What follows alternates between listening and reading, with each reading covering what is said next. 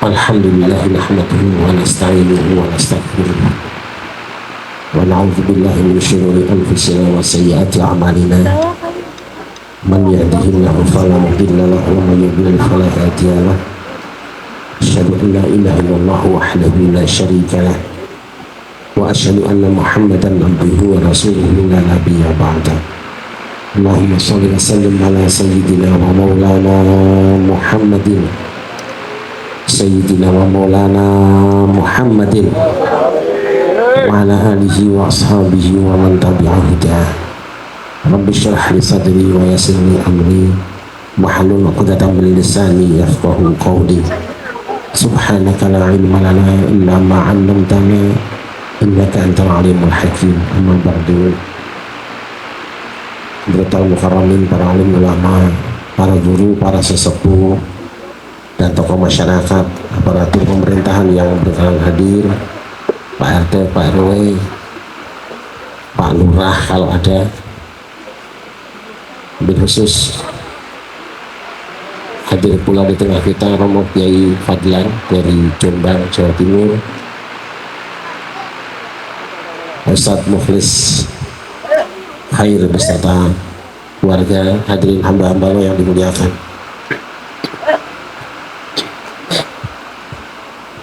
Alhamdulillah, dengan izin Allah pada siang hari ini kita semua kembali dipertemukan dalam rangka mendoakan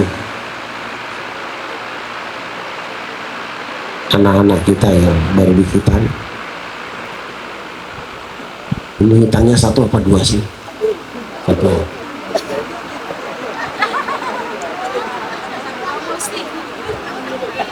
Berarti mau dihitan juga? Udah. Ayo udah sekali lagi. Ananda Muhammad Khalil Ibrahim, dengan berkah kehadiran dan doa kita semua, mudah-mudahan Ananda dijadikan anak yang soleh. Alhamdulillah. Al-Fatihah. Alhamdulillah. Bismillahirrahmanirrahim.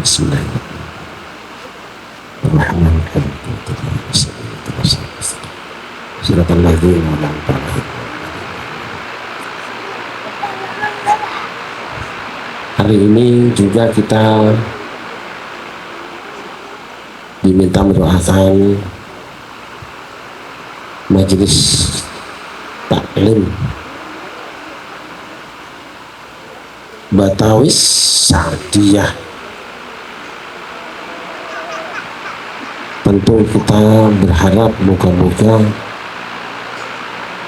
para pengurus, para guru dan jamaah yang terlibat di dalamnya, Allah berikan istiqomah sehingga kita semua berkumpul bukan cuma di majelis ini, tetapi kita berkumpul bareng-bareng ila yaumil qiyamah dan dakhalal jannah. Allahumma.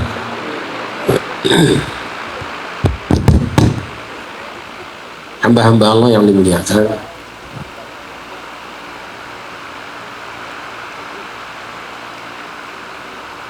Nabi Ibrahim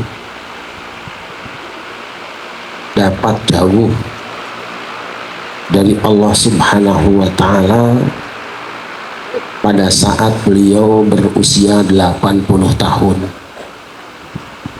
Bukan dawuh untuk sholat, bukan dawuh untuk zikir, tetapi dawuh ini mandan istimewa, perintah supaya melaksanakan khitan sunnah.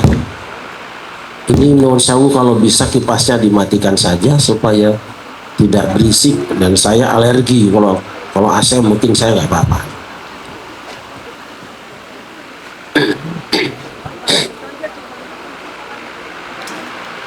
Itu kipas nanti khusus untuk wong desa aja.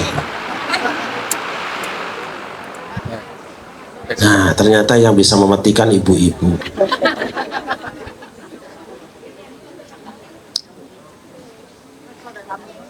Di dalam sebuah hadis disebutkan bahwa Nabi Ibrahim ikhtatana bil qadum, ada yang membaca bil qadum.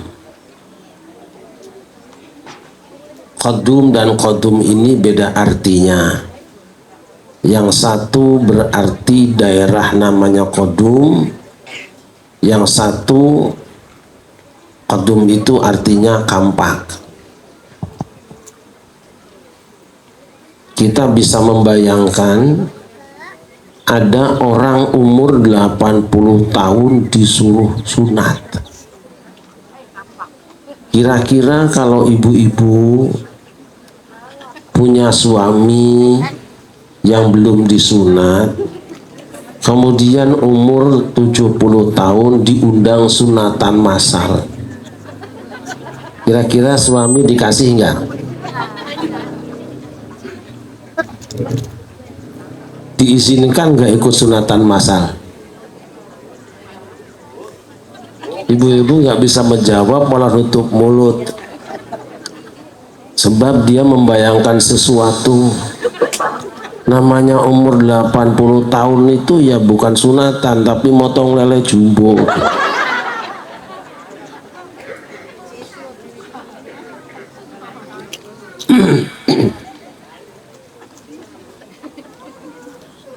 Tapi Nabi Ibrahim walaupun usianya sudah 80 tahun, beliau tetap melaksanakan sebab itu perintah Allah.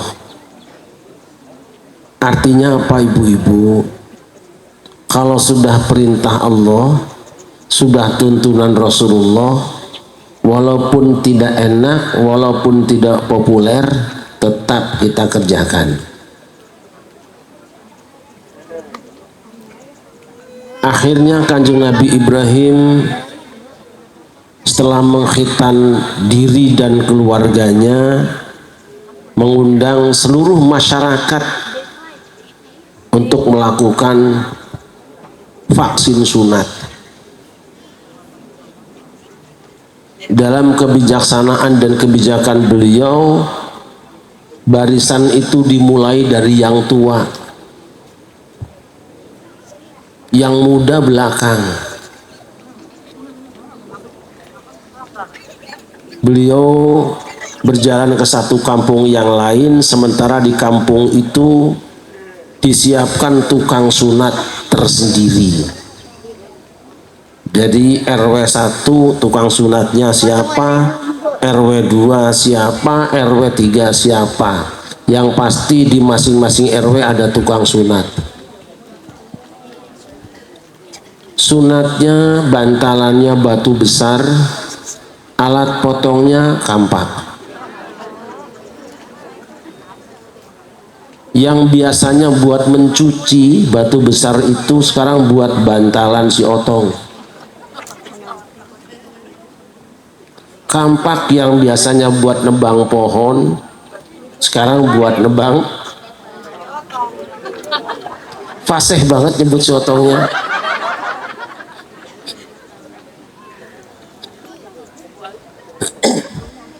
Setelah diletakkan, kita tahu kualitas punya laki-laki zaman itu berbeda dengan sekarang. Volumenya juga tidak sama. Mungkin ukurannya kira-kira 1/2 meter.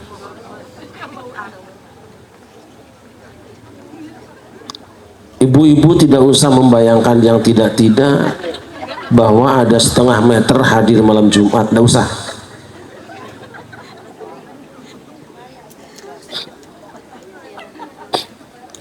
Ditumpangkan di atas batu, ditarik, kemudian diangkat kampaknya, belentrang, gelinding yang 1/2 meter, keluar rumah, geletak orangnya. Yang di belakang maju lagi, angkat lagi kampaknya, gelomprang lagi, keluar rumah, geletak lagi. Geletaknya bukan cuma pingsan tapi mati. Setelah Kanjeng Nabi Ibrahim pulang, kaget dia. Lah ini orang pada tengkurap semua, ada apa? Bahasan dibalik satu walah salah potong. 69 orang tewas seketika karena salah potong. Ditanya sama Kanjeng Nabi Ibrahim, kon kenang apa kayak gini kayak? Nah, anu kan kula kan motong niki, wis potong sampun jajan deleng, walah salah kowe. Lah ini kan saya potong tuh Nabi Ibrahim, nek ngene iki kudu motong arane. Salah potong dari bonggolnya.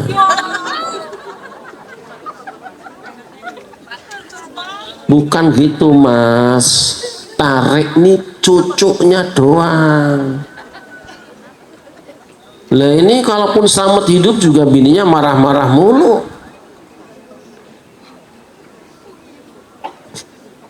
Tapi itu yang di belakang masih maju saja.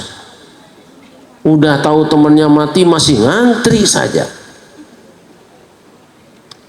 Hamba Allah yang dimuliakan, apa sih pelajaran yang kita ambil? Satu, kalau sudah perintah Allah dan Rasulnya, jangan ditawar. Ini tuntunan dari Kanjeng Nabi Ibrahim. Tsumma auhayna ilaika an ittabi' millata Ibrahim hanifan wa ma kana minal musyrikin.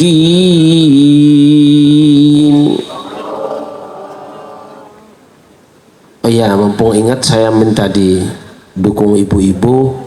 Salah seorang sahabat saya, seorang qori internasional, Kiai Haji Jajan Syukrillah, pengasuh Pondok Pesantren Nurul Furqon Bogor, baru hari kemarin berpulang ke rahmatullah.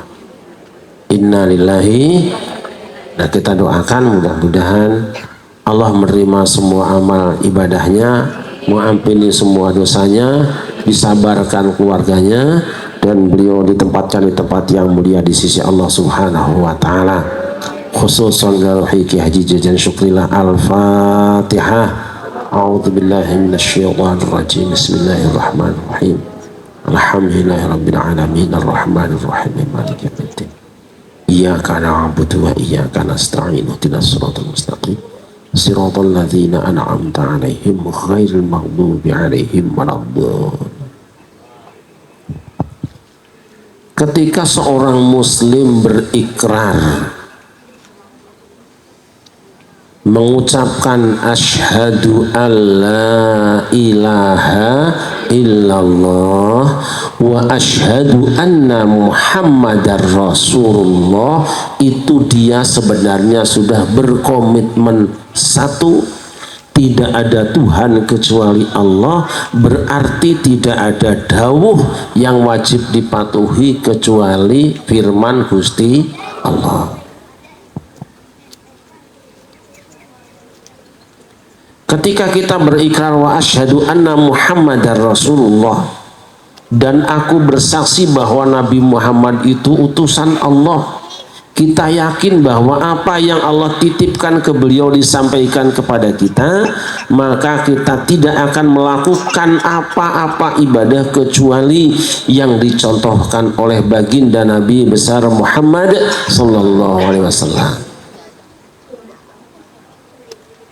Oleh karena itu ketika ada ayat Al-Quran kemudian dibaca oleh seorang beriman, setelah membacanya dia akan melihat juga penjelasan Rasulullah, praktek Rasulullah.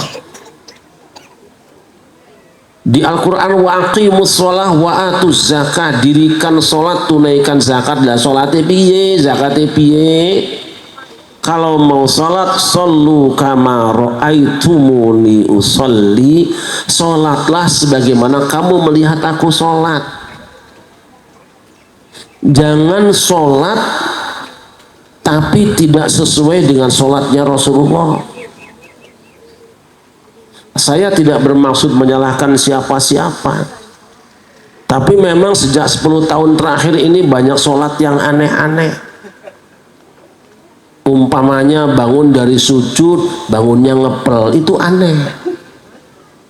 Ini bukan khilafiyah, ini bid'ah. Penting saya jelaskan ini, sebab ini sudah banyak terutama anak-anak muda. Orang tua juga ada yang linglung. Bangun ngepel gini itu ndak ada dalilnya. Yang diperselisihkan para ulama itu adalah cara bangkitnya.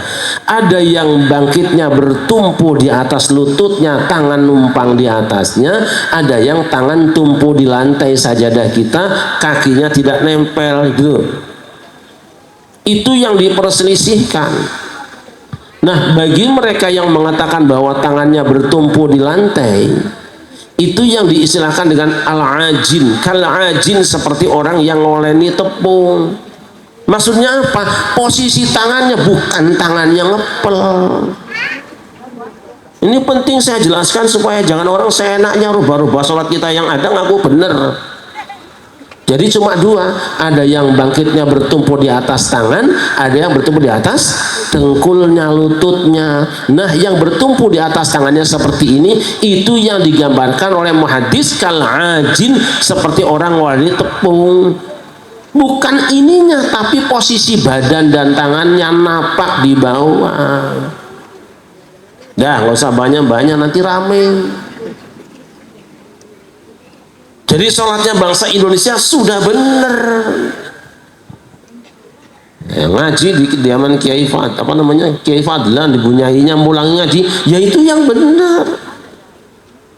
Ikutnya Imam Syafi'i, Imam Syafi'i, Imam Syafi'i disalah-salahkan malah ikut Imam Samudra.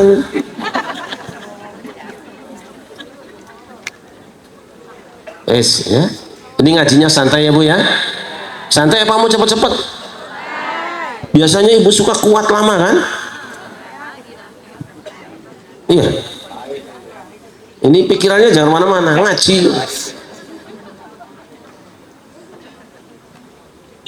Umpamanya, innallaha wa malaikatahu yusalluna 'alan nabi ya ayyuhalladzina amanu sallu 'alaihi wa sallimu taslima. Sesungguhnya Allah dan malaikatnya bersolawat kepada Nabi. Hai orang-orang yang beriman, bersolawatlah, bersalam kepada dia. Lalu para sahabat bertanya, kami sudah tahu salam wahai Rasulullah, tapi bagaimana solawat kami pada panjenengan? Rasul menjawab, Allahumma sholli ala Muhammad wa ala ali Muhammad, yang disebut dengan solawat Ibrahimiyah. Maka tidak ada solawat yang lebih baik daripada solawat yang ada di tahiyat kita. Ada ribuan solawat, boleh, tapi yang terbaik solawat ini. Ada solawat Jibril, solawat Mikail, Israel, kan nggak ada, takut sendiri sampean.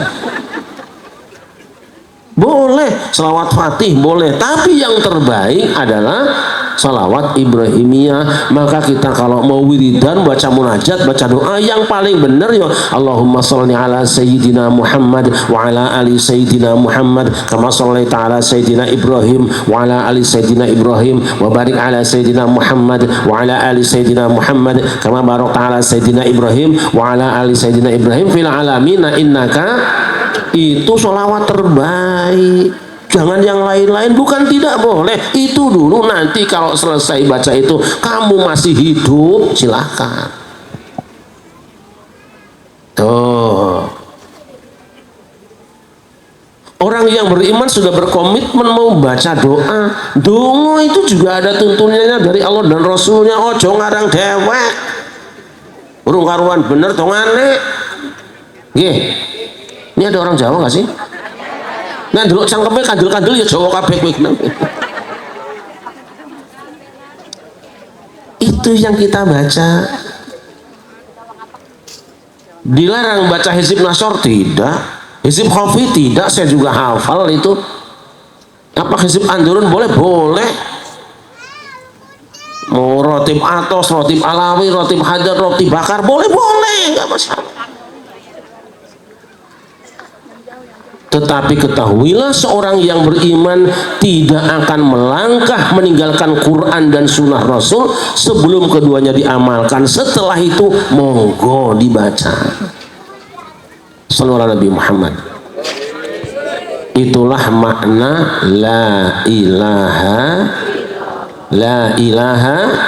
tidak ada Tuhan kecuali yang bikin kita adalah Allah, yang memberi hidup kita Allah, yang memberi rezeki kita. Ikuti aturan baru bener la ilaha illallah. Sebab ada orang zikirnya la ilaha illallah tapi kelakuannya tidak lempeng. Ada. Zaman sekarang ini ada orang sufi tapi sumber fitnah, ada. Itu loh. Nah, hati-hati.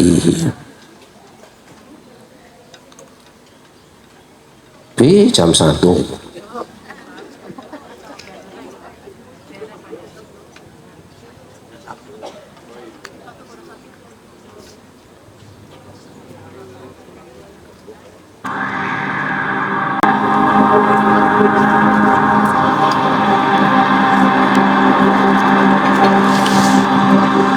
Kita benahi makna la ilaha illallah,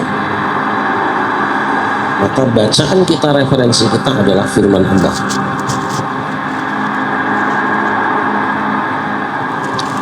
Mau bersenandung, mau bernyanyi, laisa minna man lam yataghanna bil Qur'an.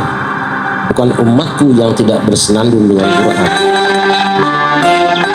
Hadrohan boleh, qasidahan boleh, tapi 1000 kali kita baca bacaan hadroh tidak sebaik bacaan Quran. Itu selingan kita supaya segar, ya kan? Nyanyi kayak gini nggak 1000 dibandingkan Quran. Tapi kan ibu-ibu mau kan? Nggak mau nggak apa-apa.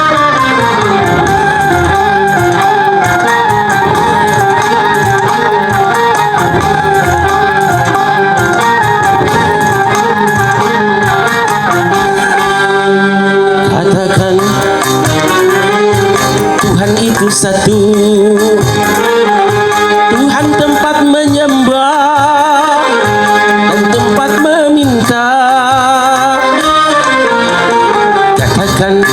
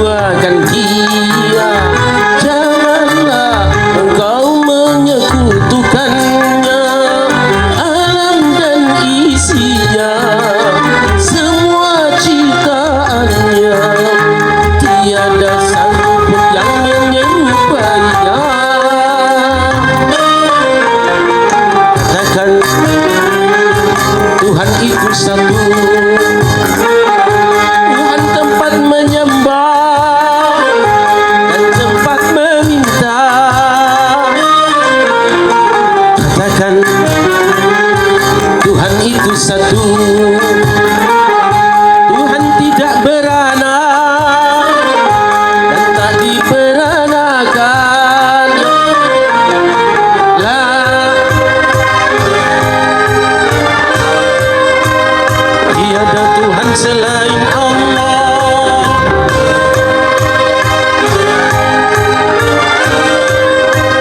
tiada Tuhan selain Allah,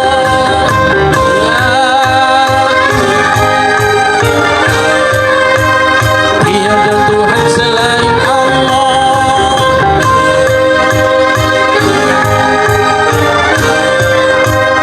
tiada Tuhan selain Allah.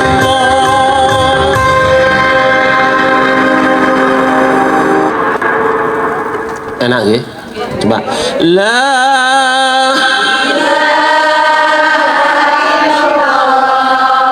tiada Tuhan selain Allah. Maka itu kalimat thayyibah harus ditancepin yang kuat. Para ulama banyak cara untuk mengencangkan kalimat thayyibah. Kalau ahli thariqah mereka talkinkan kalimat thayyibah supaya nancep zikirnya la ilaha illallah. Pegang Al-Quran. Panjenengan baca ayat Al-Quran, faham tidak faham, ada pahalanya. Tapi kalau bacaan yang lain, kalau nggak faham, menurut Al-Hafidh Ibnu Hajar tidak ada pahalanya. Nah, sekarang ibu-ibu selawatan di masjid, yang thayyibah, yang thayyibah, paham nggak artinya? Saya tanya jujur nih, yang nggak jawab tak tunjuk nanti. Paham nggak? Tidak tahu bahwa itu adalah nyanyian kaum Syiah. Makanya kesananya tidak ada Abu Bakar, tidak ada Umar, tidak ada Utsman yang langsung ya Ali ya bin Abi Thalib. Tapi enak kan? Sekarang ibu-ibu tambah lagi bi Rasulillahi wal Badawi wa rijalin min Bani Alawi. Paham nggak? Ngerti nggak? Itu tawasulan dengan Rasulullah dan Ahmad Badawi, Syekh Ahmad Badawi dan beberapa orang Bani Alawi. Bani Alawi siapa? Nah itu Habib itu Bani Alawi, tawasulan dengan Bani Alawi. Paham nggak? Ya. Sekarang ada lagi natawassal bil hubabah, itu nyanyian baru itu. Ibu-ibu nyanyi tawasul dengan istrinya Habib itu. Paham nggak artinya? Ngapa lu baca? Nah, daripada kita nggak ngerti, marah ke salah, lebih baik kepada bacaan yang walaupun tidak ngerti tapi ada pahalanya. Apa? Al-Quran. Allahumma arhamna bil waj'alhu lana imama wa huda wa rahmah. Allahumma dzakirna wa 'allimna warzuqna tilawatahu ana al-laili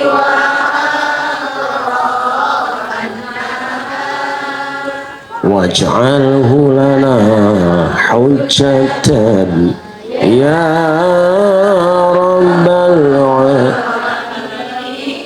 Itu sering baca itu, minta pada Allah supaya kita menjadi orang-orang yang cinta Al-Quran ya Bu. Nggak ada ruginya kita, mau apapun urusannya ada di Quran.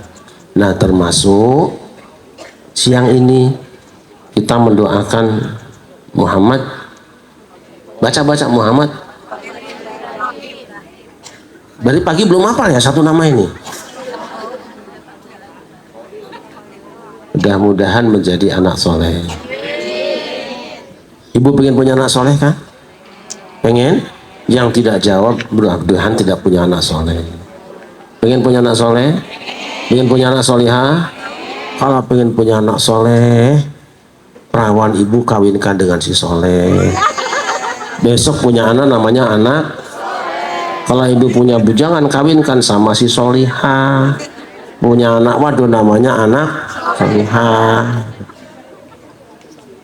Tapi bukan itu tentu ya Bu. Kita ingin punya anak soleh itu yang mana sih? waladin solihin yad'ulah. Anak soleh itu bukan yang ngirim makanan, bukan yang ngajak ibu jalan-jalan, tapi anak soleh itu ada cirinya, yad'ulah, suka mendoakan orang tuanya. Ini kira-kira sekarang anak ibu doain ibu enggak? Enggak. Anak bapak doain bapak enggak? Buatan. Paling minta duit ke bapak kan, ngerecokin bapak, minjem motornya bapak kan. Yang soleh itu tadi itu. Tapi untuk mencetak anak yang mau mendoakan ibu dan bapak ora gampang. Caranya Quran. Kan sudah sering saya sampaikan di sini. Satu, petunjuk Quran. Kalau ingin punya anak soleh dan solihah, mesti ibu dan bapaknya soleh dulu. Wa kana abuhuma solihah. Makanya Maryam ketika dia hamil ora konangan bojone, ora denger lanang apa sing metengi kaya gue. Tuh Maryam tuh hamil gak ada yang tahu siapa yang menghamilinya. Heboh. Di Sri Sawah ada nggak yang hamil tapi nggak ketahuan? Di sini tidak ada, wong hamilnya di rumah. Heboh. Apa kata orang-orang Yahudi? Maka abuka imra'an sawi wa ma kanat ummuki baghiyya. Wahai Maryam, bapakmu bukan bajingan tengik dan ibumu bukan pelacur. Kok punya anak kayak gini? Kowe meteng tanpa suami. Bapakmu orang baik, ibumu orang baik, lah kowe kok mateng. Ini kemudian para ulama mengatakan bahwa kalau turunan orang soleh, insya Allah selama dijaga akan soleh turunannya. Makanya kalau ada orang ngaku turunannya Kanjeng Nabi, mesti soleh. Saya sudah puluhan tahun mengkaji ini. Kok ada orang ngaku turunannya Kanjeng Nabi tapi cangkem melek? Ada nggak? Ada orang menyebut saya ini turunan Kanjeng Nabi, dari darah gua darah Kanjeng Nabi, tapi kok njaluk duit? Ada nggak?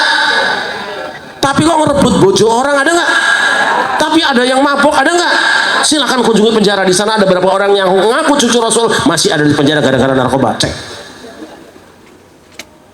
Tuh ini kan kata orang Jawa tuh nggak jarang barat tuh nggak jadi semi kacang orang tinggal lanjaran nih. Makanya saya mah percaya terserah nggak terserah, tapi kalau ada orang ngaku cucunya Kanjeng Nabi, akhlaknya tidak mirip-mirip Kanjeng Nabi, orang ngandel kayak kue besnya mah.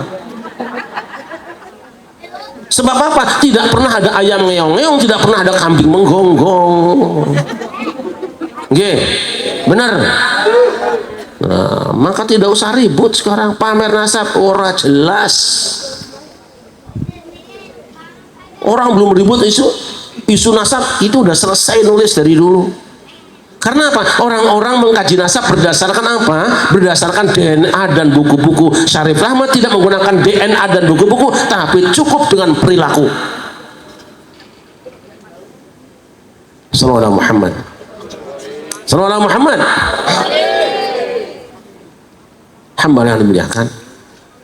Kalau ingin punya turunan yang soleh, solehkan dirimu. Maka carilah wanita yang soleh, bukan berdasarkan nasabnya, bukan karena cantiknya, bukan karena hartanya, tapi lidiniha. Kata Kanjeng Nabi, umumnya manusia kalau cari pasangan itu nyari perempuan itu apa? Lima liha, karena hartanya, wali jamaliha atau kecantikannya, wali hasabiha atau nasabiha, atau karena turunannya, wali diniha. Yang terakhir jarang dipilih itu karena agamanya. Tapi Nabi bilang, ben dia urutan umumnya manusia, pertimbangan terakhir agamanya, fadfar bidzatiddin, pilih agamanya. Soal wajah boleh 2,5, soal harta boleh dia pengemis miskin, soal turunan gak jelas siapa bapaknya, tapi kalau agamanya sudah bagus, ambil dia. Nah ini kan umumnya bapak-bapak kalau kawin dengan perempuan yang dilihat apanya dulu? Lihat wajahnya, nggak mungkin lihat sendalnya. Tapi ibu-ibu kalau kawin dengan laki-laki yang dilihat apanya? Nah ini Jadi kalau laki-laki ngambil perempuan, ngeliatin perempuan cantiknya, jangan dibilang mata keranjang, salahmu sendiri. Kenapa kamu mau dikeranjangin? Yang mau dikeranjangin kan tomat ya Bu. Pernah nggak ada tomat dipencet-pencet sebelum dibayar? Ada nggak? Hah? Orang beli tomat belum dibayar sudah penyok, ada nggak? Nggak ada. Tapi perempuan zaman sekarang belum dikawin sudah penyok, ada nggak? Itu mah keranjang sampah. Sallallahu alaihi Muhammad. Sallallahu alaihi Muhammad.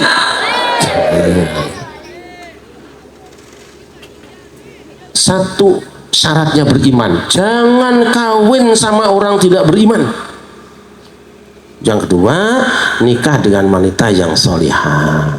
Jadi ibu-ibu kalau punya putri di rumahnya, cetak dari sekarang, diajari supaya jadi anak solihah, supaya dapat laki-laki si soleh. Bapaknya soleh, ibunya solihah, anaknya solehan.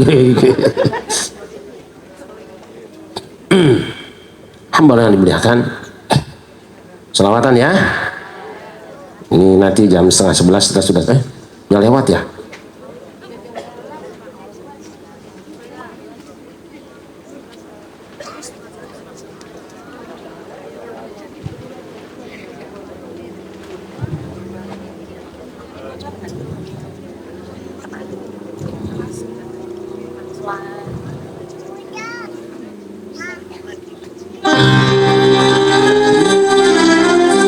Indahan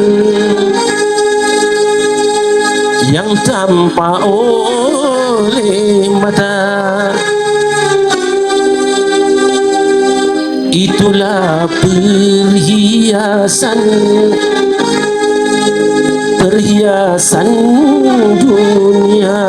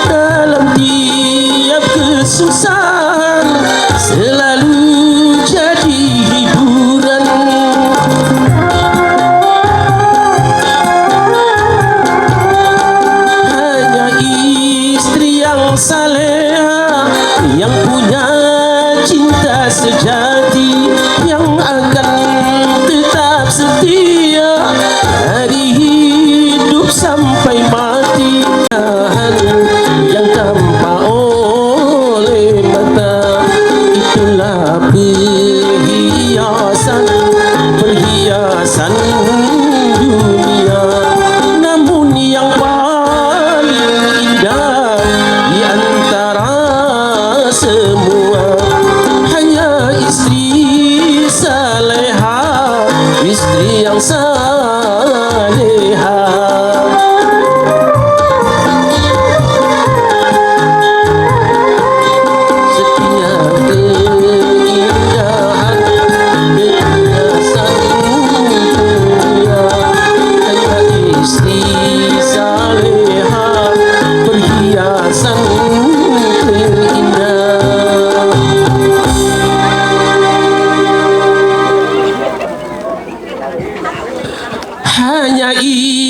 yang beriman,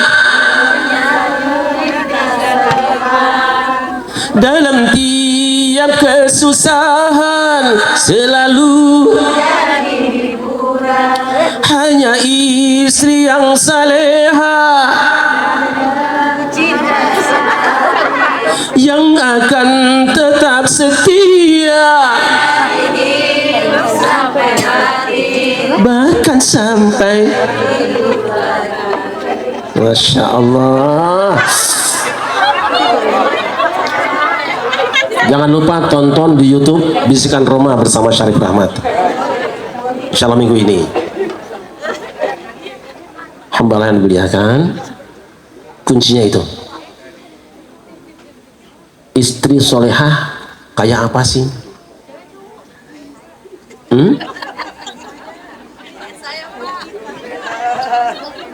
Kalau mau tahu istri solehah tuh di pojokan no.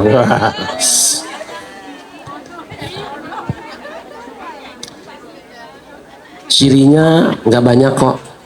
Satu, man idza nazarta ilaiha sarrotka. Kamu lihat dia, pembawaannya nyenengin aja. Ini bapak-bapak lihat bini ini nyenengin kali.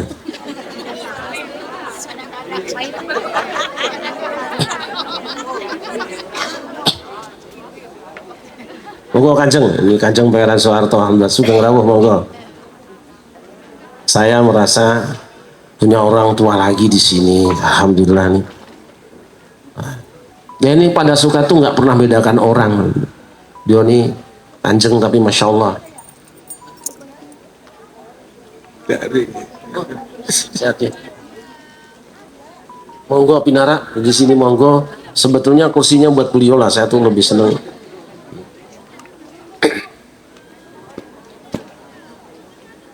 Lanjut Bu. Satu, jika dipandang menyenangkan, lihat seneng aja, pembawaannya seneng. Kalau seneng berarti kudu sering-sering ya Bu.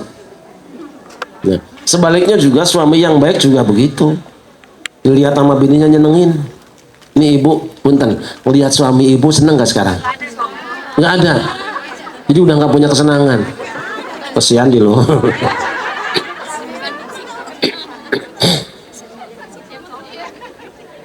Yang kedua, ma'idza ata'at idza amartaha ata'atka.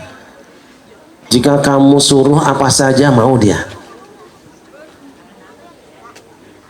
Istri yang taat pada suami, seneng banget.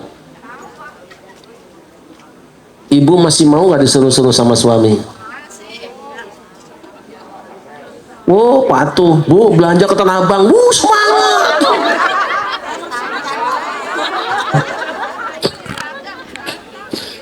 Dia jaga harta suaminya. Berangkat di rumah ada uang 2 juta, pulang utuh 2 juta. Ini ibu-ibu sering sawah nih hebat. Saya sering dengar katanya ibu-ibu sini pintar cari uang. Ditaruh di mana aja ketemu. Bahkan nomor ATM dicatat. Berangkat 2 juta, pulang tinggal. Pekerjaannya wiridnya COD mulu. Ini 3. Maka yang sering saya sampaikan adalah namanya wanita, namanya suami istri itu seperti baju, kan kata Quran. Yang namanya baju itu indah kau pandang, sedap kau sandang, selasi kata orang. Wah, angel ini. Dilihat enak, jadi kita pengen beli. Berapapun kita beli karena mata kita tertarik dengan dia. Tapi tidak semua barangnya kita beli dengan mahal, nyaman dipakai oleh badannya, ya enggak? Indah dipandang mata, merah menyala, dipakai gerah karena bahannya karpet gitu.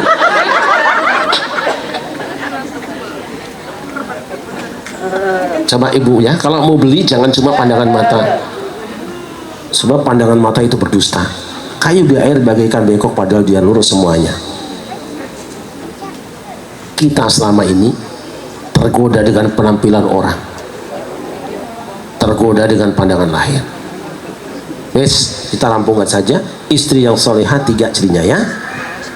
Tapi kita tidak akan bisa menemukannya yang mana yang solehah karena penampilan wajah kan tidak sama. Karena dunia ini panggung sandiwara. Ingat ya Bu, dunia ini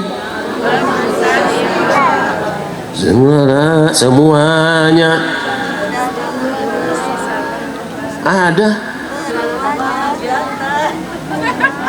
Lagunya siapa?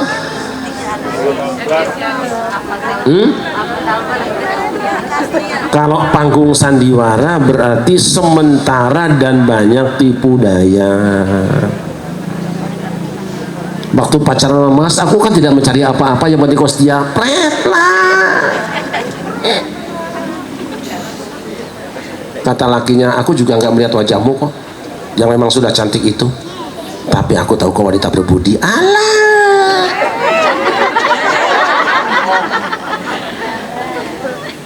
Orang andel. Memang apa yang membuat ibu sekarang itu menangis menyesali laki-laki yang ada di rumahmu itu? Bukankah itu karena kau tergoda dengan penampilan yang pertama? Iya. Dia bawa sedan taunya rental.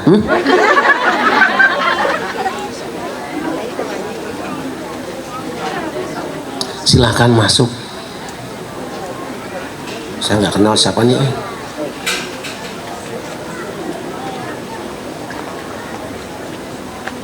Ayo sana weh, masya Allah. Ini orang kaya, sehat ya.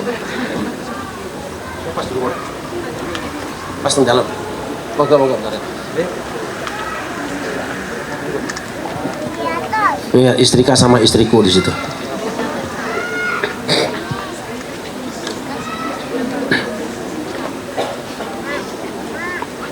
Saya belum lihat Kiai Abdul Rahim ini. Hah? Oke. Uji tafid, besok aja uji tafid, mah seneng ya ujinya juga ditunda mah. Ya silakan. Sallu ala Nabi Muhammad.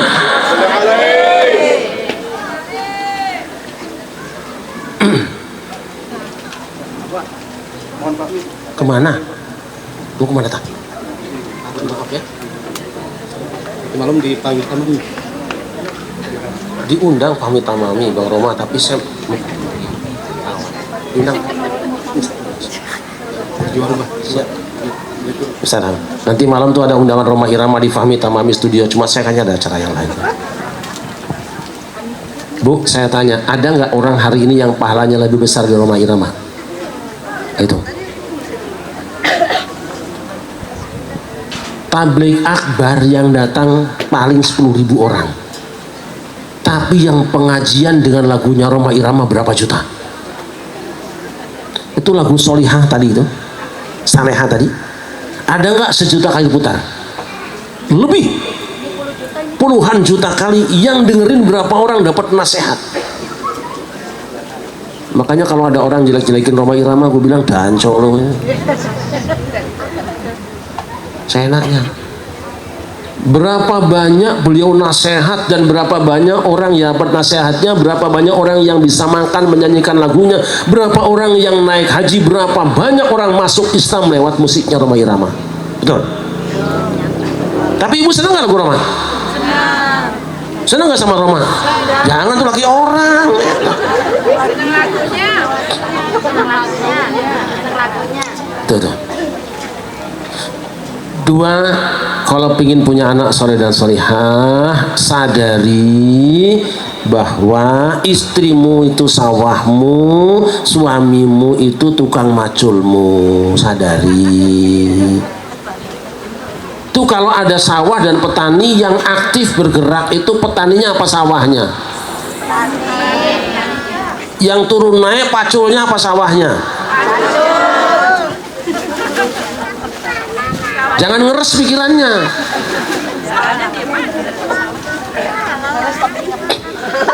Maksudnya adalah yang pergi keluar rumah itu banyak pergi ke sana kemari, itu suami istri sabar di rumah.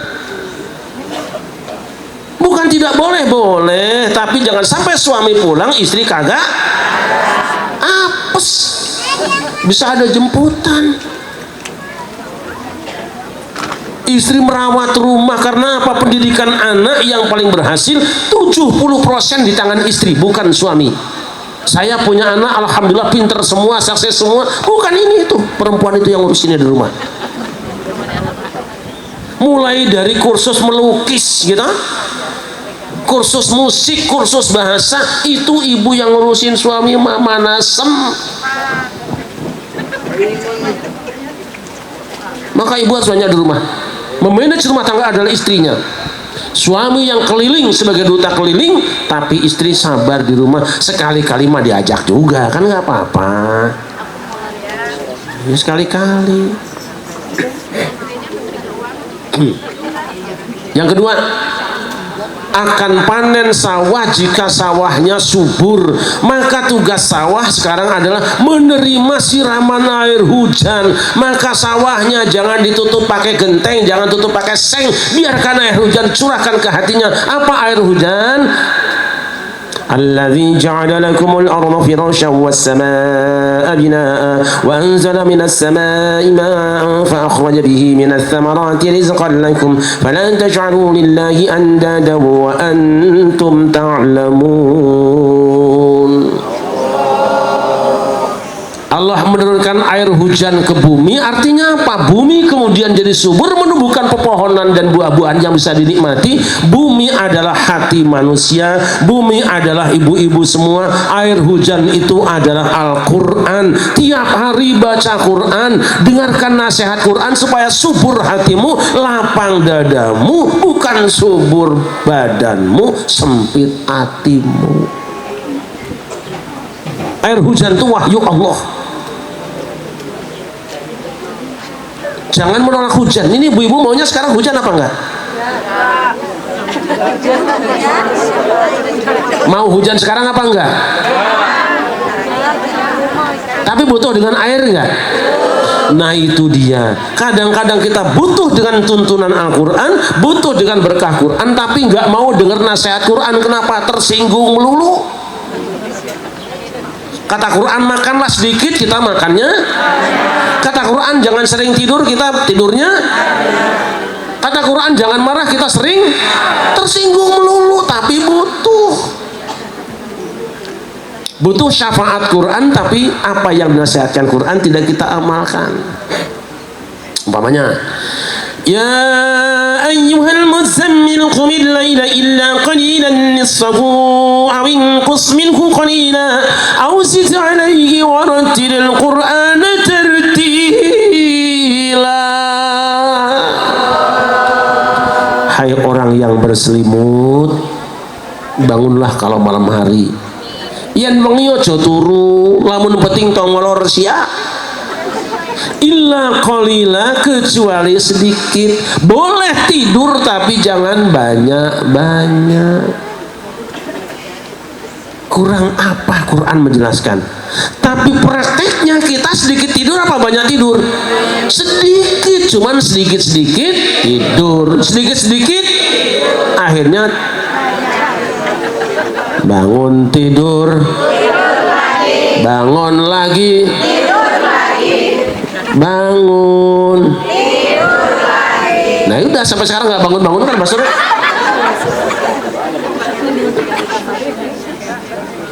Sallallahu Muhammad. Sallallahu Muhammad. Satu, suburkan dirimu dengan menjadikan Quran sebagai sumber bacaan. Hatimu benahi. Dengan apa? 5. Wadawa'u qalbin khamsatun fatilawatun bintadabburil ma'na walil batanil khala wa qiyamu laylin wa tadarru'u bisahar wa mujalasatu salihin al-fudala. Wadawa'u qalbin, lan utawi obati hati iku khamsatun ana 5. Obat hati 5. Yang pertama Fatilawatun, membaca Quran, bitadabburil makna, dengan merenungkan maknanya. Yang kedua, walil batnil khola, kosongkan perutnya. Yang ketiga, wa qiyamul lailin, bangun malam. Yang keempat, wa tadarru bis sahar, tadarru pada waktu sahur menjelang subuh. Dan yang kelima, wa mujalasatus sholihin al fudula, bergaul dengan orang-orang soleh. Ini yang kemudian sama orang Jawa terjemahkan tombo ati.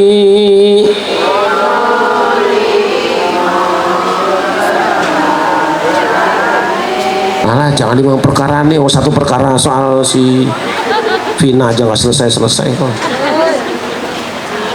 Tombo ati iku ono limang perkara, kaping pisan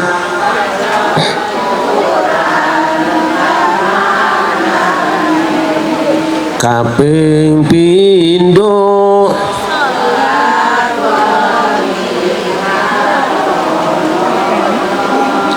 kaping telu wong kang saleh,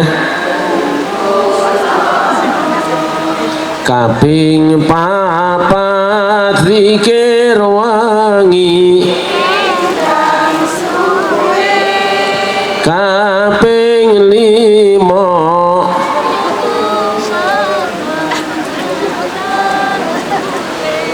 mangan konwe. Salah suwijine sapa bisa insyaallah Gusti Pangeran. Ayo, ilahi lastulil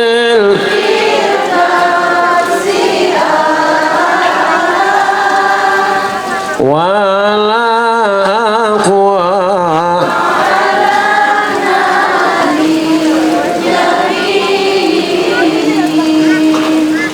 fahabli taubatan waghfir fa innaka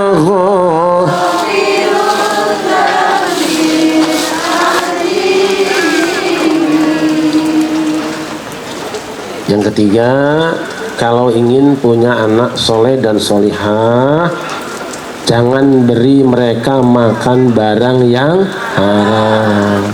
Sebab semua yang dilarang oleh Allah, selain menyebabkan kita berdosa dan masuk neraka, juga bisa menjadikan kita hidup di dunia juga celaka.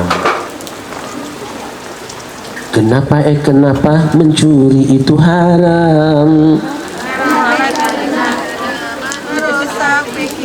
Enggak, mencuri enggak merusak. Salah lagi. Ada yang bisa duetnya? Jadi semua yang diharamkan Allah itu insya Allah merusak badan, merusak pikiran, merusak persaudaraan, persahabatan, juga merusak di hari kemudian. Hindari. Jangan beri makan anak kita barang-barang yang haram. Biarin lapar-lapar dikit mah, yang penting halal. Ojo maksa. Allah menjamin setiap makhluknya yang hidup di dunia pasti bisa makan, tinggal nyamperin doang. Apa sih bisa kita? Padi nanem aja nyareat, kelapa juga nunggoni dia panen nyareat saja. Tapi selebihnya semua rezeki kita hakikatnya adalah dari Allah Subhanahu wa ta'ala. Wis podo sabar. Nah, inilah yang di pengajian harusnya disampaikan. Pastikan anak-anak kita dari kecil sudah kenal dengan Quran. Pastikan anak-anak kita dari kecil sudah kenal dengan Rasulullah SAW. Pastikan dari kecil anak kita sudah dikendalikan tidak makan barang yang haram. Pinter-pinterlah orang tua. Nah, semua yang ada ini yang mengendalikan adalah ibu. Maka ibu, jadilah istri yang salihah, jadilah istri yang pandai mendidik anak-anak kita sendiri. Allahumma jam berapa nih?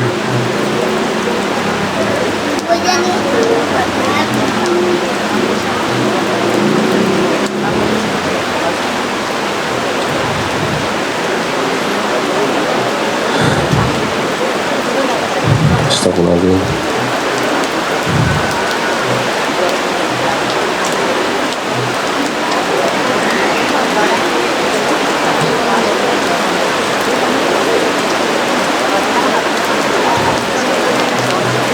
Jadi berapa Bu pesannya? Pertama, orang tuanya sendiri harus saleh dan solihah. Kedua,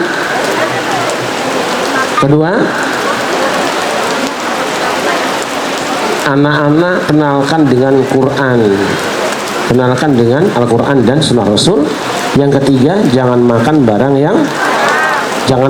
yang kalau ini semua sudah dilakoni, insya Allah ibu bapak semua akan menemukan kebahagiaan hidup, rizkinya akan berlimpah. Tapi kalau sudah berhasil, majelis ini maju, anak-anak ibu maju, jangan pada sombong, jangan pada merendahkan yang lain, sebab pada dasarnya kita semuanya sama, nggak ada yang istimewa. Yang membuat kita istimewa karena ketakwaan. Nasihat terakhir.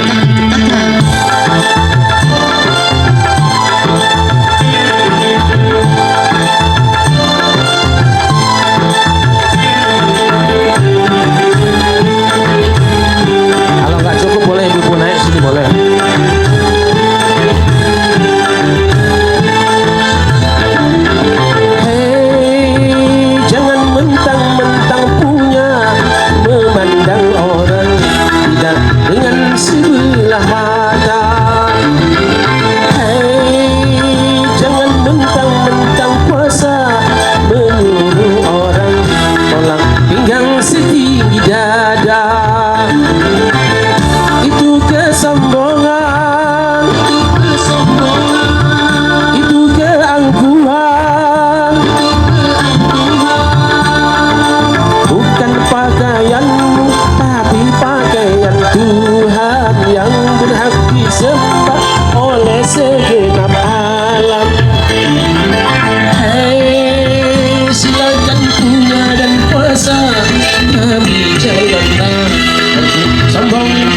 Sesama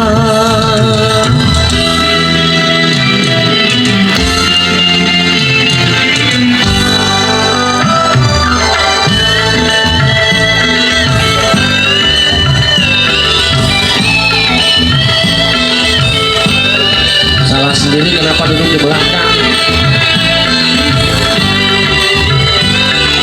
Ayo silakan naik di sini boleh, naik di sini boleh.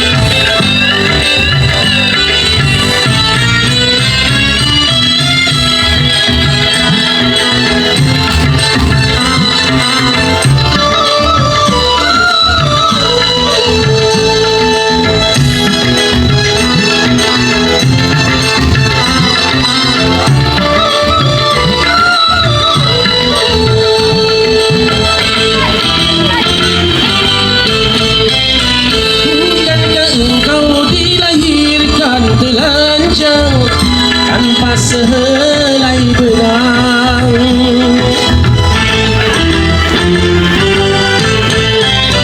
kemudian berkat rahmatnya Tuhan, kau bisa jadi orang.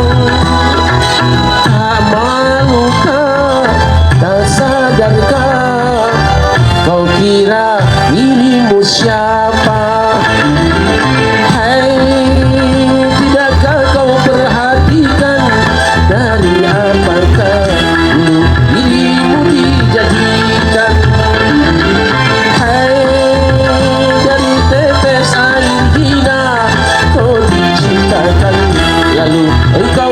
Sempurnakan itu kesombongan,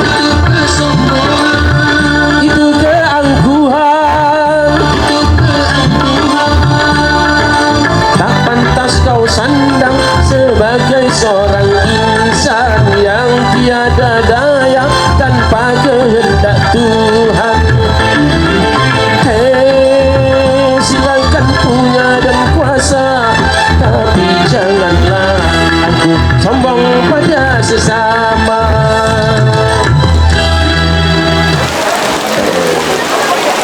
Sudah basah?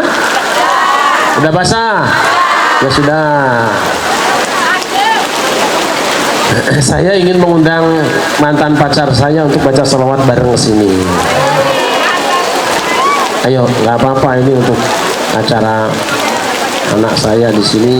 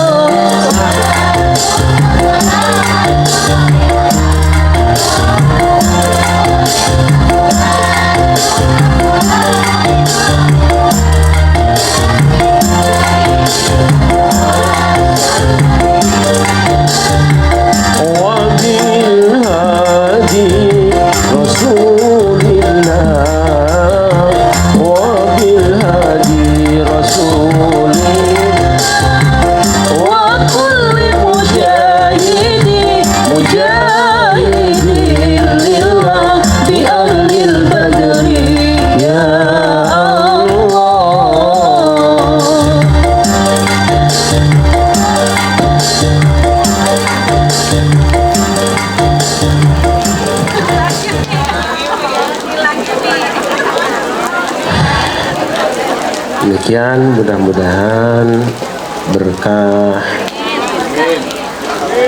bacaan Quran dan sholawat serta zikir-zikir yang kita baca, apa yang menjadi harapan keluarga diijabah oleh Allah Subhanahu wa taala. Majelis ini bertambah berkah dan membuat kita semua menjadi orang-orang yang istiqomah. Terima kasih dan mohon maaf. Hasbunallahu wa ni'mal wakil wallahul muwaffiq ila aqwamit thoriq. Wassalamualaikum warahmatullahi wabarakatuh.